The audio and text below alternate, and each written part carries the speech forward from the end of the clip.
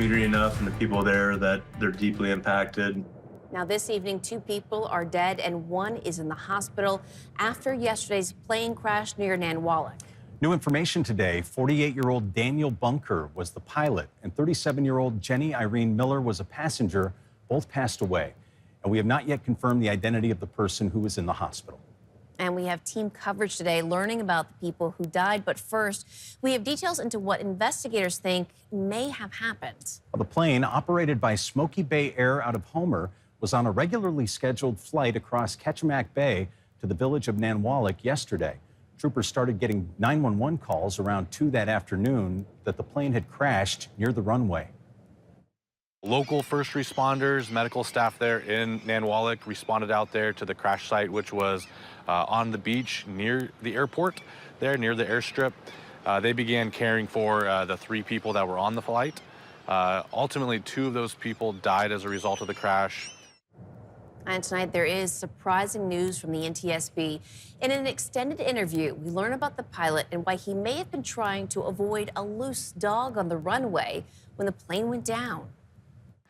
What we understand now is there may have been an animal, namely a dog, that was on the runway. The pilot initiated a go-around. There was also another company airplane behind. He was talking to that airplane at the same time, said he was initiating a go-around.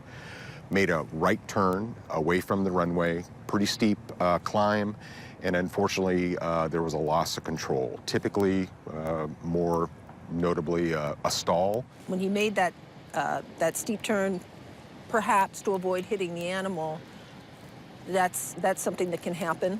Yeah, so an aerodynamic stall in very basic terms is you exceed the angle of attack. And for the most part, that wing stops producing lift, and that's what usually leads to a loss of control. And you said that you will, of course, be looking at the wreckage and trying to determine if there was a mechanical issue. Can you kind of walk us through when that recovery might happen, sort of what the timeline we're talking about? So time is of the essence as far as getting the wreckage out of there. It is very close to the water. Right after the accident, they were able to actually pull it up. Rescuers were actually able to pull that wreckage up a little bit farther away from the water. But nevertheless, it is in the tide zone. So obviously, we're working very closely with the operator, with Smoky Bay Air, and also their insurance company and their recovery folks, coordinating it and trying to get it out of there as quick as possible. We don't want to draw any conclusions at this point. We still are in the very formative stages. We're going to be looking very closely at that airplane. We're in the recovery process right now to get that airplane back to Homer, and then probably eventually back to Anchorage here, where we're going to lay it out just to make sure that there were no mechanical issues that led to this loss of control. And a lot of people struggling today and who will struggle for a while. Well, people who knew the 2 who died are sharing their stories today. What you're looking at is video taken recently from the passenger seat of pilot Daniel Bunker's plane landing there in Nanwalek. It's the same runway he had intended to land yesterday afternoon before that plane ultimately crashed. Well, Quinn White joins us now in studio. Quinn, what's the latest? What do we know? John, Rebecca, the pilot, 48-year-old Daniel Bunker, used to work for Paul Banks Elementary School in Homer. The superintendent of the Kenai Borough School District described him as someone with a big heart, with love for his family and his community. A bright spot, right? A person you'd want to talk to, a person to see how you're doing and you know how you are. So just knowing that he is a guy who had a lot of impact on a lot of people. I also spoke with loved ones of 37-year-old Jenny Irene Miller earlier today.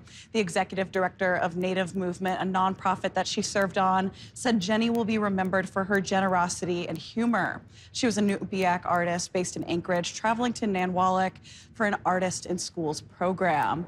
Now, we still don't know much about the 3rd passenger who's still in the hospital tonight. We'll provide more information as it becomes available. John, Rebecca. And turning to